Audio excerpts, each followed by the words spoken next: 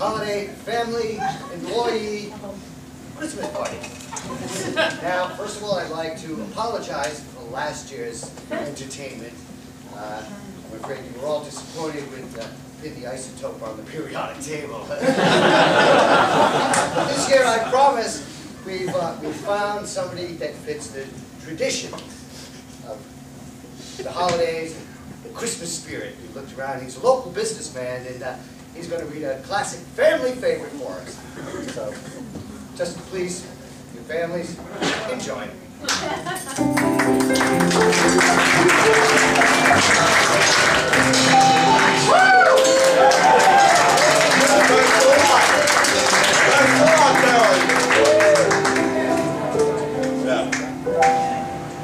Hey, all you little shits, how are you? You know where your parents are right now? I'll tell you where they are. They're in the fucking break room getting cocked. All right, whatever. Want an old story, huh? Yeah! Little fucking egghead. All right. No, hey, that means I really like. I got a little story over here. All right? You like stories? Yeah. Oh, yeah, you do, huh? I'll tell you a story. You do. You got these stories for me? Now forget it.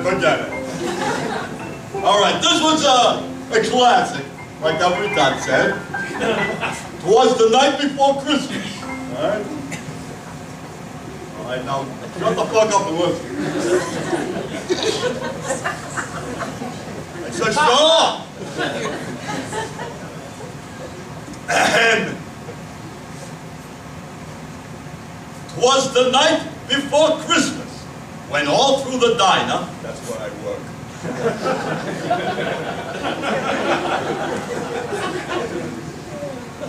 Not a customer in the place. What could be finer?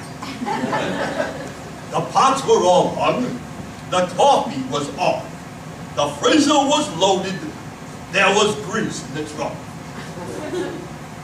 The hobos were all nestled, all snug in the gutter, all mushed together like moldy bread and butter. And Michael, that's my retard son, Michael in his apron, and me with my cigar, we was just getting ready to head to the bar. Went out by the dumpster, there arose such a clatter, I said, shut the fuck up, what the hell's the matter?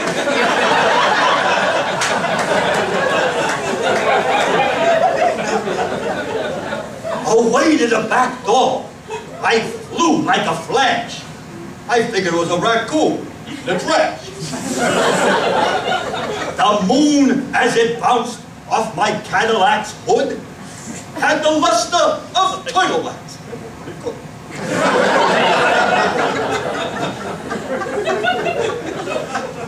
When what to my wondering eye should appear, but Jimmy Dwyer stealing my beer!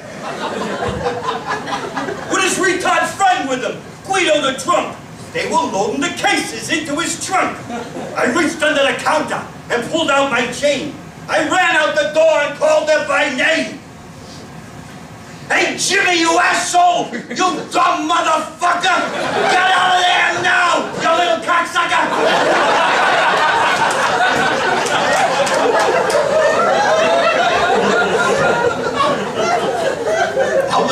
Jimmy says to Guido, you better hit the gas.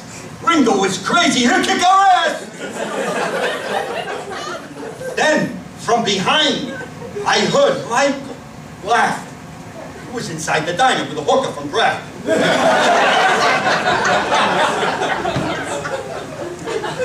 You'll figure out what that is later.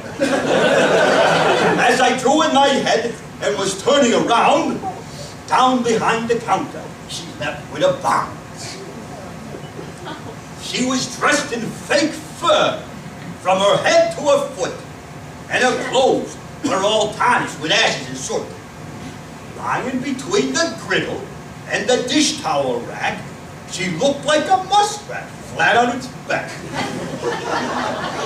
Her eyes, how they twinkled. Her dimples, how barren. Her butt cheeks like roses, her nose like a cherry. Her droll little mouth was drawn up like a bow, and the beard on her cha-cha was as white as the snow.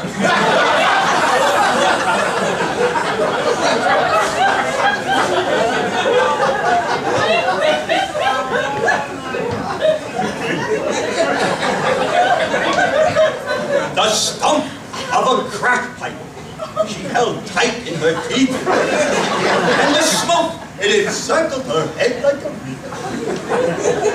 She had a face like a broad, and a round little belly. She was missing some teeth and she smelled like grape jelly.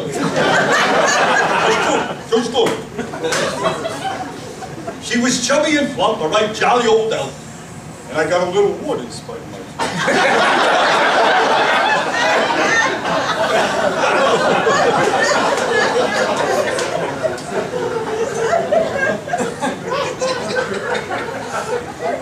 With a wink of my eye and a twist of my head, I said, "Hey, aren't you married to my cousin Ed?" She spoke not a word, but went straight to her work. I let Michael finish. I didn't want to be a jerk. And I kept on my apron and ripped off my clothes. And giving a nod, up her chimney I drove. Then two more things happened. Can't talk about this. That's all your business anyway. And grabbing a 20, she sprang out the door. I said, "Come back, I'm not finished, you whore!" I heard her exclaim, "You're shit out of luck. Happy Christmas, you asshole, and you owe me $10. All right, I go eat some fucking cookies, all right? It's Christmas without a visit of our good friend from the Boulevard Diner, Mr. Chucky.